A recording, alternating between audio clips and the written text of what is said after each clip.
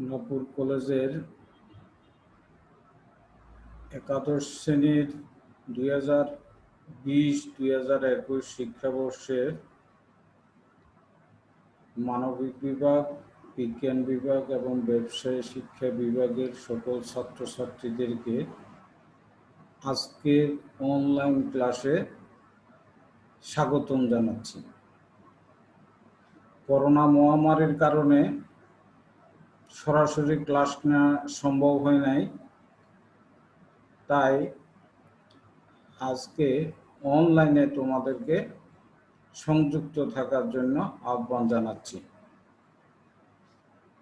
তো যতদিন পর্যন্ত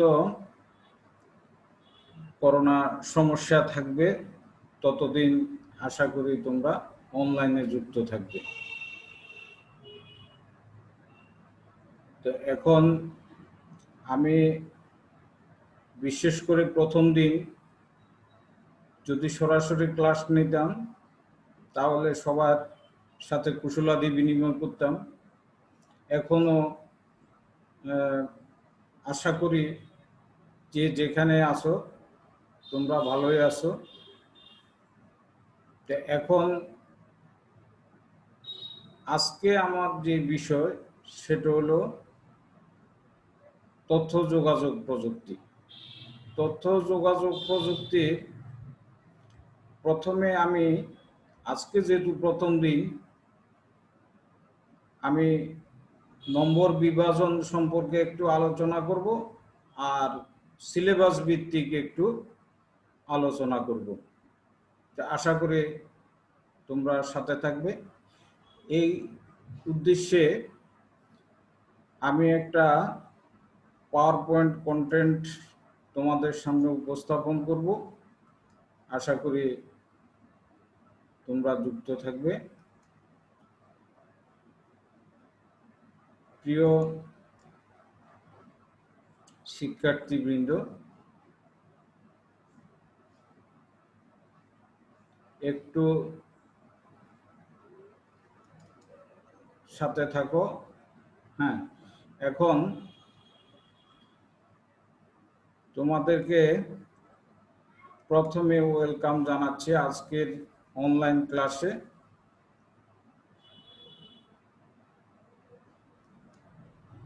আমার পূর্ণ পরিচয় এখানে তুলে ধরছি। আমার নাম Gobinda Chandra Pal, assistant professor, department of ICT, Sonapur college, Noakhali.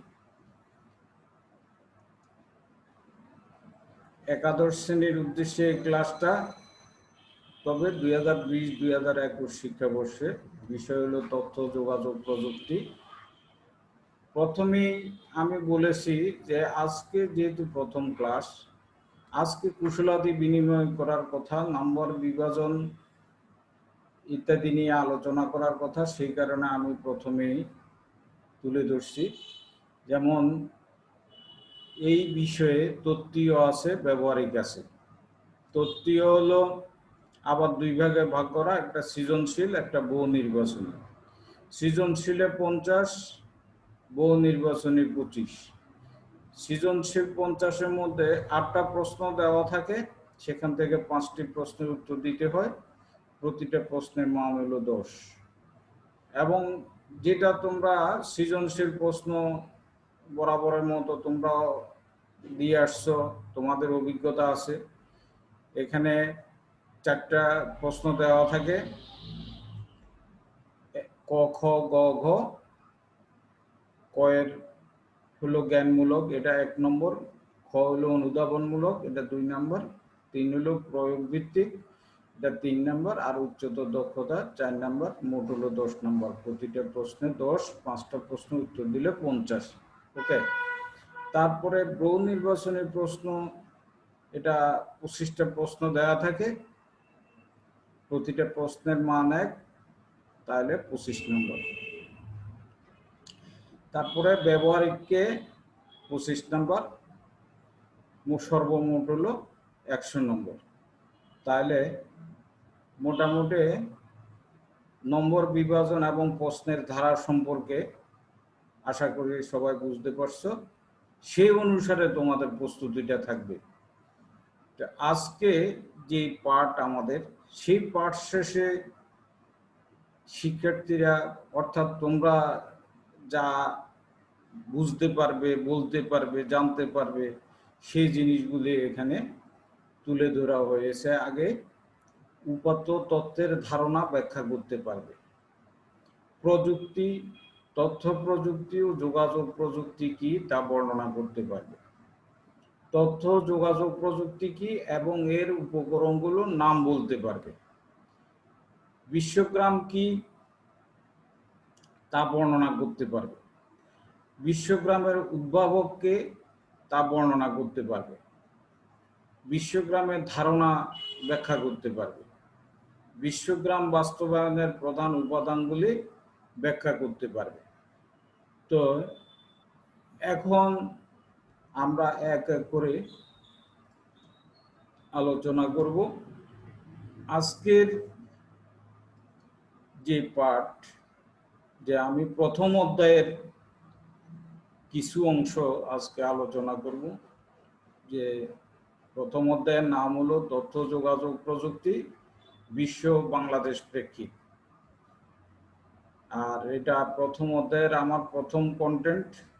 যারা আমার সাথে যুক্ত থাকবে প্রতি ক্লাসে, তারা বুঝতে পারবে যেমন প্রতিটা অধ্যায়ে কয়টা কন্টেন্ট হয়, সেই কন্টেন্টের নাম এখানে উল্লেখ থাকবে।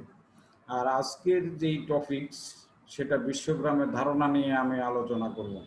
তো বিশ্বগ্রামের ধারণা আলোচনা করতে গেলে, যেহেতু আমাদের বিষয়ের নাম হইল তথ্য যোগাযোগ প্রযুক্তি, তাহলে আমার প্রযুক্তি কি, তথ্য প্রযুক্তি কি, যোগাযোগ প্রযুক্তি, এই জিনিসগুলি আগে জানা দরকার। সেই কারণে মূলত আমি এখানে তুলে ধরছি।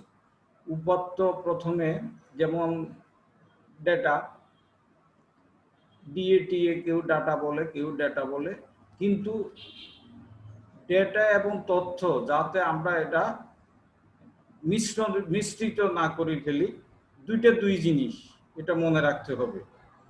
উপাত্ত হলো কোন সমস্যার সমাধানের জন্য সংগৃহীত বিষয়াদিকে উপাত্ত বলে।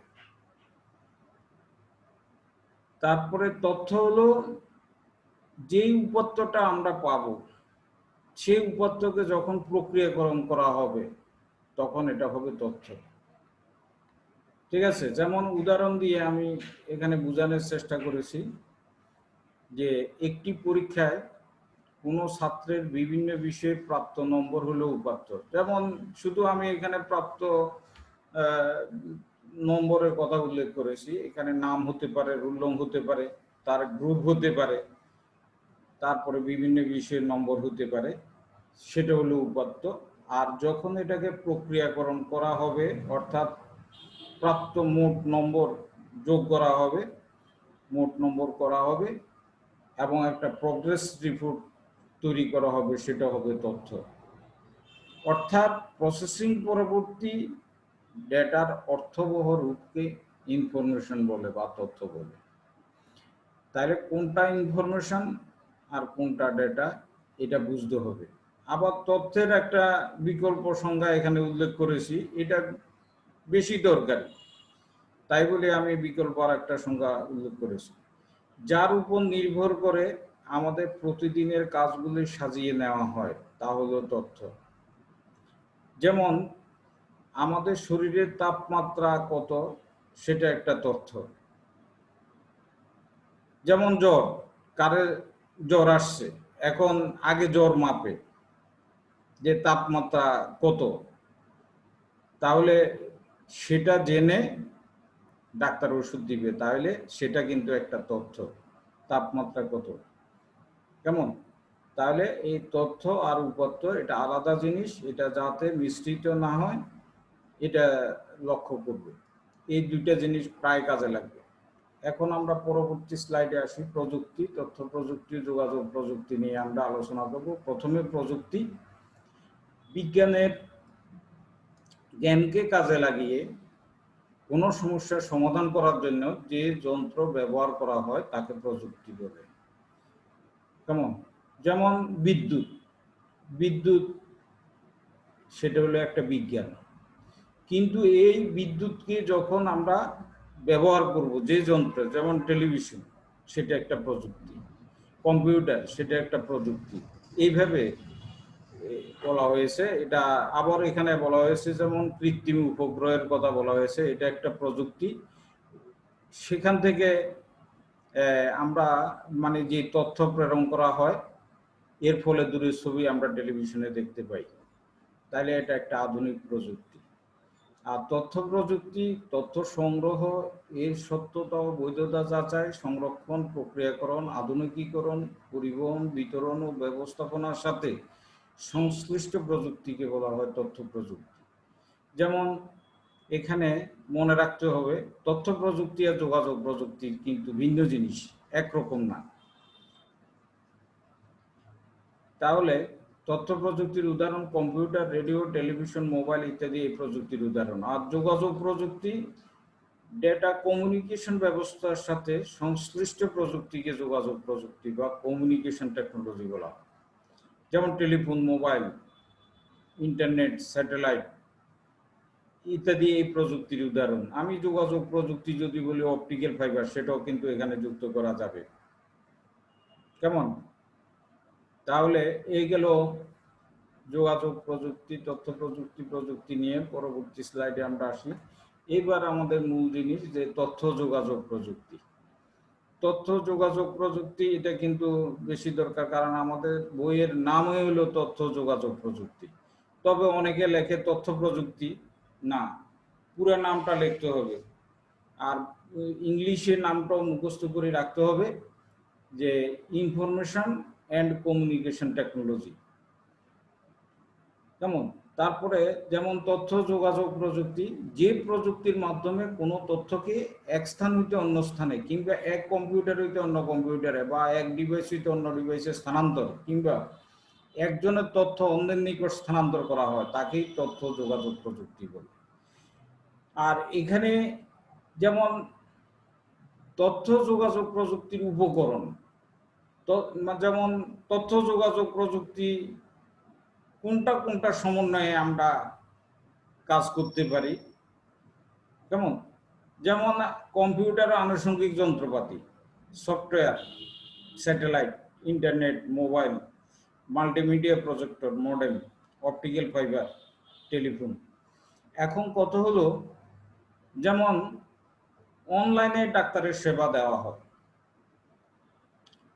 তাইলে এখন আইসিটি কাজে লাগাবে, তাহলে এখানে আমার কি কি যন্ত্রপাতির প্রয়োজন হবে?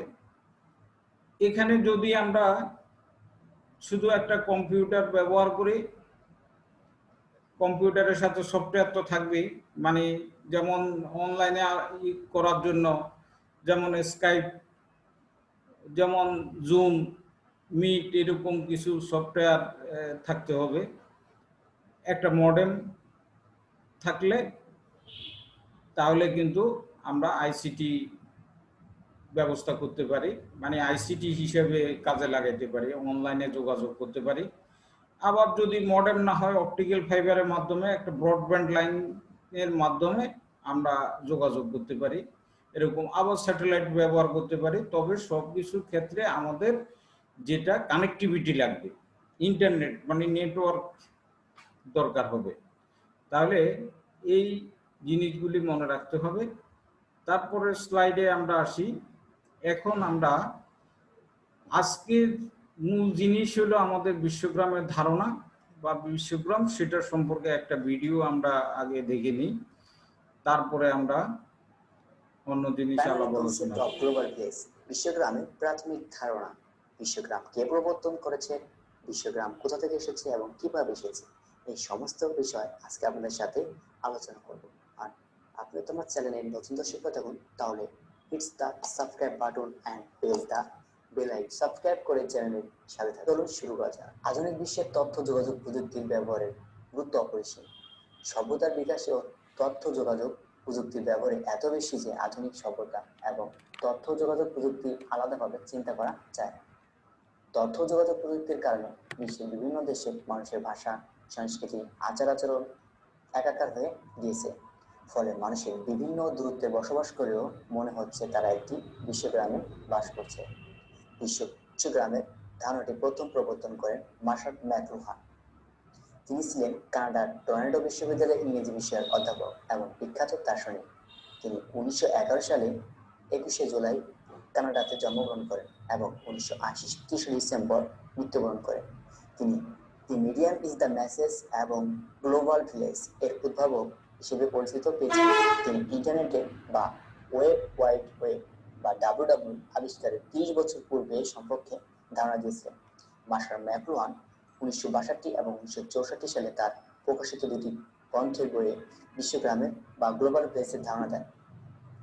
কোনো একটি গ্রাম বা অঞ্চলের অধিবাসীরা যেমন নিজের এলাকার ব্যবহার, কথাবার্তা, ভাষা, ধর্ম, সংস্কৃতি ইত্যাদি আদান প্রদানে নিবিড়ভাবে আবদ্ধ থাকে, ঠিক তেমনি বিশ্বের ভাষা, ধর্ম, সংস্কৃতি, স্বাস্থ্য, সামাজিক দৃষ্টিকোণ এবং রাজনৈতিক দর্শন এসবের পার্থক্যে সবচেয়ে বেশি থাকলেও তথ্য যোগাযোগ প্রযুক্তির কারণে বিশ্বের বিভিন্ন দেশের মানুষের ভাষা, সংস্কৃতি, আচার-আচরণ ইত্যাদি একটি একক গোষ্ঠীতে পরিণত হয়েছে। আর এটি হলো গ্লোবাল ভিলেজ বা বিশ্বগ্রাম। ফলে মানুষ বিভিন্ন দূরত্বে বসবাস করেও মনে হচ্ছে তারা একটি গ্রামে বসবাস করছে। এখন আপনাদের সাথে আমি আলোচনা করব বিশ্বগ্রাম বা গ্লোবাল ভিলেজ কি। গ্লোবাল ভিলেজ হচ্ছে এমন একটি সামাজিক ও সাংস্কৃতিক ব্যবস্থা যেখানে ইন্টারনেট এবং ইলেকট্রনিক মিডিয়ার প্রযুক্তির মাধ্যমে পৃথিবীর সকল মানুষই একটি সমাজে বসবাস করে এবং একে অপরের তথ্য আদান প্রদানের মাধ্যমে সেবা প্রদান করে। ইন্টারনেট এবং ইলেকট্রিক মিডিয়ার মাধ্যমে বৈশ্বিক যোগাযোগ ব্যবস্থাপনা স্থাপন গ্লোবাল ভিলেজের ফলে তথ্য যোগাযোগের প্রযুক্তির উদ্ভাবিত ইন্টারনেট ও ওয়ার্ল্ড ওয়াইড ওয়েব বিশ্বগ্রামের বিবরণের বাহক হিসেবে ব্যবহৃত হচ্ছে। প্রযুক্তির কারণে বিশ্ব একটি ভার্চুয়াল গ্রামে পরিণত হচ্ছে। ইন্টারনেট এবং ইলেকট্রনিক মিডিয়ার কমিউনিকেশনের ফলে দেশ হচ্ছে একটি পরিবার। ফলে মানুষ বিভিন্ন দূরত্বে বসবাস করেও তাৎক্ষণিকভাবে একে অপরের সাথে যোগাযোগ করতে পারছে। উইকিপিডিয়া উদ্ভাবিত অনুযায়ী বিশ্বগ্রাম হচ্ছে একটি সামাজিক এবং সাংস্কৃতিক কাঠামো। The global village is the sociological and cultural structure. Oxford American dictionary অনুযায়ী গ্লোবাল ভিলেজ হচ্ছে the word considered a single community linking by telecommunication. বন্ধুরা, আজকের ভিডিও এই পর্যন্ত।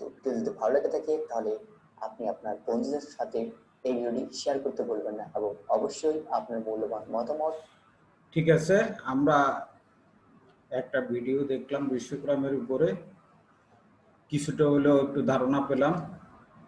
তারপরে স্লাইডে আমরা যাই, যেমন বিশ্বগ্রাম বা গ্লোবাল ভিলেজ এটা কি। এখন বিশ্বগ্রাম হলো এমন একটি পরিবেশ ও সমাজ যেখানে তথ্য প্রযুক্তির মাধ্যমে যুক্ত হয়ে পৃথিবীর বিভিন্ন অঞ্চলের মানুষ পরস্পরের সাথে যোগাযোগ করার সহ বিভিন্ন ধরনের সাহায্য সহযোগিতা প্রদান করতে পারে।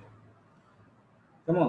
তাহলে যে ভিডিওটা দেখলাম সেখানেও বর্ণনা আছে, এখানেও বর্ণনা আছে, অর্থাৎ তথ্য প্রযুক্তি ব্যবহার করছে, যেমন আইসিটি তথ্য যোগাযোগ প্রযুক্তি ব্যবহার করে দেখা যায় বিশ্বের যে কোনো প্রান্ত থেকে প্রত্যেকের সঙ্গে যোগাযোগ এবং সাহায্য সহযোগিতা প্রদান করতে পারে, যেটা এই চিত্রের মাধ্যমে বোঝানো হয়েছে। যেমন এক একটা অঞ্চল বা এক একটা গ্রাম বোঝানো হয়েছে, আর এটা হলো আমাদের বিশ্ব, কেমন, বা এটা পৃথিবী হিসেবে আমরা চিন্তা করতে পারি, কেমন। তাহলে এই গেল বিশ্বগ্রাম। তারপরে আসো বিশ্বগ্রামের প্রবর্তক বা উদ্ভাবককে, এই জিনিসটা আমাদের একটু জানা দরকার। যেমন এখানে হারবার্ট মার্শাল ম্যাকলুহান, উনি এটার উদ্ভাবক, ওনার ছবিও এই কারণে প্রদর্শন করেছি, তোমরা এটা লক্ষ্য করবে। ব্রিটিশ বিশিষ্ট কানাডিয়ান দার্শনিক হারবার্ট মার্শাল ম্যাকলুহান 60-এর দশকে সর্বপ্রথম কিভাবে বৈদ্যুতিক প্রযুক্তি এবং তথ্যের দ্রুত বিচরণ স্থান এবং সময়ের বিরক্তি ঘটিয়ে সমগ্র বিশ্বকে একটি গ্রাম বা ভিলেজে রূপান্তরিত করতে পারে সেই ধারণাটি উপস্থাপন করেছিলেন। তাইলে সেই ম্যাকলুহান, আর তিনি এই ধারণাটা দেন 1964 সালে ওনার প্রকাশিত একটা বই আন্ডারস্ট্যান্ডিং মিডিয়াতে গ্লোবাল ভিলেজ বা বিশ্বগ্রামের ধারণা দেন। তারপরে স্লাইডে আমরা যাই। বিশ্বগ্রামের ধারণা এখানে উল্লেখ আছে যে ধারণা ব্যাখ্যা কিভাবে করা যায়, যে একটি গ্রামে যেরকম একজন মানুষ আরেকজনের সাথে যখন খুশি যোগাযোগ করতে পারে, ঠিক সেরকম পুরো পৃথিবীটাই যেন একটি গ্রাম, সবাই সবার সাথে যোগাযোগ করতে পারে। সেটা বোঝানোর জন্য গ্লোবাল ভিলেজ বা বিশ্বগ্রাম নামে একটি নতুন শব্দ আবিষ্কার হয়েছে। বাস্তবে কাছাকাছি না থাকলেও কার্যত এখন আমরা সবাই কাছাকাছি ভার্চুয়ালি, অর্থাৎ ইলেকট্রনিক যন্ত্রপাতির সাহায্যে আইসিটির মাধ্যমে আমরা মূলত এখন কাছাকাছি। কেমন? আর এটা সম্ভব হয়েছে একটা ডিজিটাল ইলেকট্রনিক্সের কারণে, আর এর সাথে যুক্ত হয়েছে নতুন নতুন সফটওয়্যার। ঠিক আছে, এখন যোগাযোগ ব্যবস্থায় ফাইবার অপটিক কেবলের বা অপটিক্যাল ফাইবার ব্যবহার তথ্য প্রযুক্তি ক্রমবিকাশে এক বৈপ্লবিক পরিবর্তন এনেছে।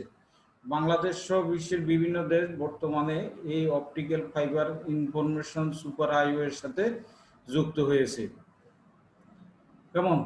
এটা বাংলাদেশ যুক্ত হয়েছে কোথায়? সাগরের তলদেশ দিয়ে এই যে অপটিক্যাল ফাইবারের যে লাইনটা, সেটা বাংলাদেশে প্রবেশ করেছে।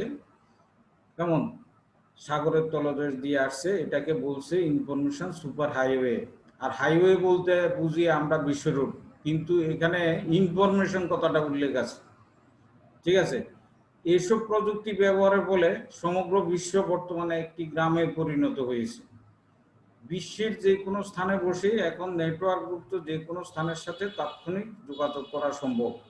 বিশ্বের যে কোনো দেশের নেটওয়ার্কযুক্ত কোনো স্থানে বসে ডাক্তারের সেবা নেওয়া, যেমন আচ্ছা ডাক্তারের সেবা নেওয়া, যে কোনো ধরনের পণ্য বেচা কেনা, যে কোনো ব্যক্তির সাথে কথা বলা বা ভিডিও কনফারেন্সিং এর মাধ্যমে পরস্পরকে দেখা, যে কোনো দেশের সাংস্কৃতিক অনুষ্ঠান উপভোগ, যে কোনো ধরনের সংবাদ আদান প্রদান, ঘরে বসে অফিসের কাজ কিংবা গবেষণার কাজ, বিশ্বের যে কোনো দেশের বিশ্ববিদ্যালয় বা প্রতিষ্ঠানে শিক্ষা প্রতিষ্ঠানের সেবা গ্রহণ বা প্রদান প্রবৃত্তি করা সম্ভব হচ্ছে।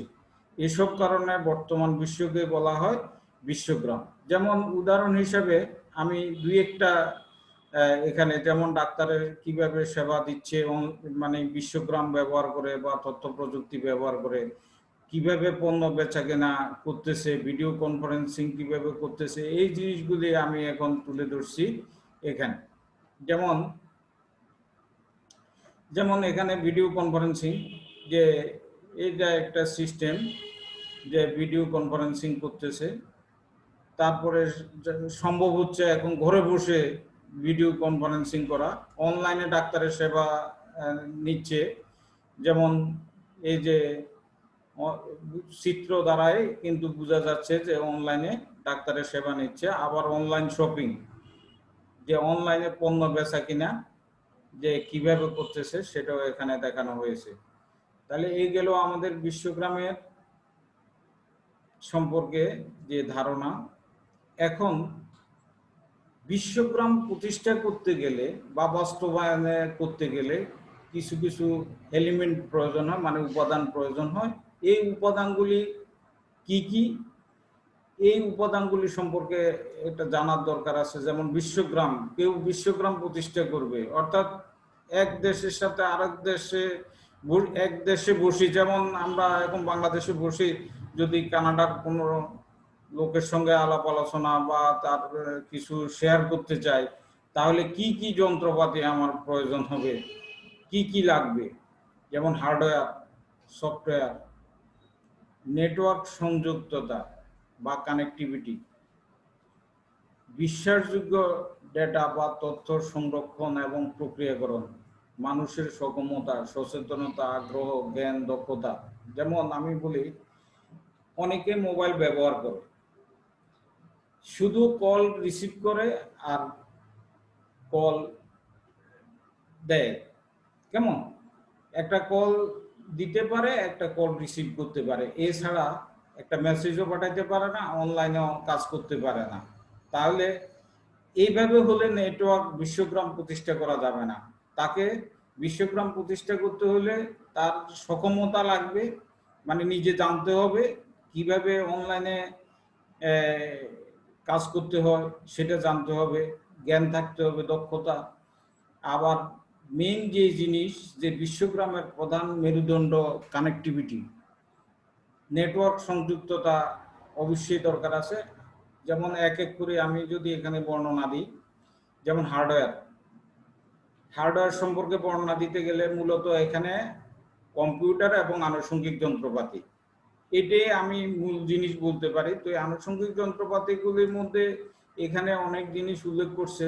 তো যে ক্ষেত্রে যেটা প্রয়োজন হয়, সিম্পল আমরা যদি এই বিশ্বগ্রাম প্রতিষ্ঠা করতে যাই, আমাদের কম্পিউটার সাথে সফটওয়্যার লাগবে আর একটা মডেম হলেও আমাদের চলে। এখানে যদিও অনেক জিনিস উল্লেখ করা হয়েছে, সেটা হয়তো দরকার নাই। যে এখানে লেখা আছে তথ্য যোগাযোগ প্রযুক্তি নির্ভর বিভিন্ন ডিভাইস। আচ্ছা, সফটওয়্যারের মধ্যে operating system, browsing software, connecting communicating software, যোগাযোগের জন্য কিছু সফটওয়্যার, প্রোগ্রামিং ভাষা ইত্যাদি দরকার। আর নেটওয়ার্ক সংযুক্ততা বা কানেক্টিভিটি বিশ্বগ্রামের মেরুদণ্ড হলো, আমি কিছুক্ষণ আগে বলেছি যে বিশ্বগ্রামের মেরুদণ্ড হলো কানেক্টিভিটি, মানে নেটওয়ার্ক সংযুক্ততা। এটা অনেক সময় পরীক্ষা থাকে। যেমন নিরাপদভাবে রিসোর্স শেয়ার করার নেটওয়ার্ক বা কানেক্টিভিটি, যার মাধ্যমে বিভিন্ন উপাত্ত তথ্য এই গ্রামের প্রতিটি মানুষের নিকট পৌঁছাতে পারে। এই গ্রামের মানে কি? বিশ্বগ্রামের এই বিশ্বের যে কোনো গ্রামে যে কোনো মানুষের নিকট এটা পৌঁছাতে পারে। নিরাপদ তথ্য আদান প্রদানে হচ্ছে বিশ্বগ্রামের মূল ভিত্তি। আর বিশ্বাসযোগ্য ডেটা বা তথ্য সংরক্ষণ এবং প্রক্রিয়াকরণ, আসলে এখানে যেমন আমি এই যে গ্রাম বা বিশ্বগ্রামে কানাডার কোনো লোকের সঙ্গে যখন আমি যোগাযোগ করব, তাহলে আমার কিন্তু নির্দিষ্ট একটা তথ্য, সেটা বিশ্বাসযোগ্য হতে হবে। এখানে যদি ধরো মিথ্যা তথ্য আমি দিই, তাহলে এটার প্রভাব কিন্তু সমাজে পড়বে। তাহলে এটা বিশ্বাসযোগ্য হতে হবে যে ডেটা বা তথ্য আমরা দিই, কেমন? তাহলে সেটাকে প্রক্রিয়াকরণের মাধ্যমে তথ্যে পরিণত করা হয়। আর বিশ্বগ্রামের ডেটা ও তথ্যকে মানুষের প্রয়োজনে একে অপরের সাথে বিনামূল্যে বা অর্থের বিনিময়ে শেয়ার করতে হয়। বিনামূল্যে হতে পারে, অর্থের বিনিময়ে হতে পারে, কেমন? তারপরে ওই যে সক্ষমতার ব্যাপারটা আসছে, যে জানতে হবে বিশ্বগ্রামের উপাদানগুলির মধ্যে এটা অন্যতম। যেহেতু বিশ্বগ্রাম মূলত তথ্য প্রযুক্তি নির্ভর, তাই তথ্য প্রযুক্তি বিষয়ে মানুষের সক্ষমতা, সচেতনতা, জ্ঞান না থাকলে এর সুফল পাওয়া সম্ভব নয়। এই জ্ঞানটা যদি না থাকে, সে যদি তথ্য প্রযুক্তি কাজে না লাগাইতে পারে, তাহলে কিন্তু বিশ্বগ্রাম প্রতিষ্ঠা করতে পারবে না। এই জিনিসটা এখানে বলা হয়েছে। তাহলে বাড়ির কাজ, এখানে একটা উদ্দীপক দেওয়া আছে।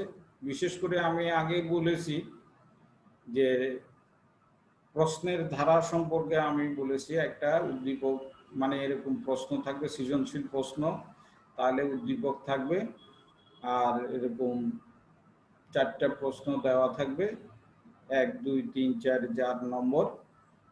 তাহলে এই উদ্দীপকটা পড়ে এই ধরনের প্রশ্নগুলির উত্তর দিতে হবে। যেমন তথ্য যোগাযোগ প্রযুক্তি কি, এটা আগে কিন্তু বলা আছে। বিশ্বগ্রামের মেরুদণ্ড হলো কানেক্টিভিটি, যেটা আমি কিছুক্ষণ আগে আলাপ করেছি। উদ্দীপকে উল্লেখিত বিশ্বগ্রাম সৃজনের ধারণা ব্যাখ্যা করা, অর্থাৎ বিশ্বগ্রামের যে ধারণা, কনসেপ্ট, সেটা ব্যাখ্যা করতে হবে। আর উদ্দীপকে বর্ণিত উন্মুক্ত তথ্য প্রবাহের কারণে সামাজিক এবং রাষ্ট্রীয় পর্যায়ে কি ধরনের অসুবিধা সৃষ্টি হতে পারে। যেমন তথ্য তো উন্মুক্ত, যে অসত্য তথ্য যদি ঢুকে যায়, তাহলে দেখা যায় যেমন অনেক সময় ফেসবুকে অসত্য তথ্য দিয়ে একটা সাম্প্রদায়িক দাঙ্গা সৃষ্টি করা হয়, অথবা যে কোনো রাজনীতিবিদ হোক আর যে কোনো লোককে দোষী সাব্যস্ত করা হয়। আবার অনেক সময় এই তথ্য আদান প্রদানের কারণে যেমন তথ্য চুরি হয়ে যায়, হ্যাকিং হয়, এ ধরনের কিছু অসুবিধার সৃষ্টি হতে পারে। সেটা একটু লক্ষ্য রাখে এইটার সমাধান করতে হবে, যেটার দায়িত্ব তোমাদের। তো আমরা শেষ পর্যায়ে চলে আসছি। সবাইকে ধন্যবাদ দিয়ে আজকের অনলাইনের ক্লাসটা এখানে শেষ করছি। আজকে প্রথম ক্লাস, তোমরা প্রতিটা ক্লাসে যুক্ত থাকবে, তাহলে উপকৃত হবে আশা করি। এখন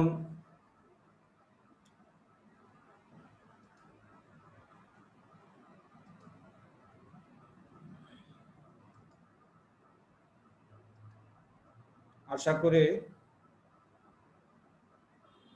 আমি আবারও সবাইকে ধন্যবাদ দিয়ে আজকের ক্লাসটায়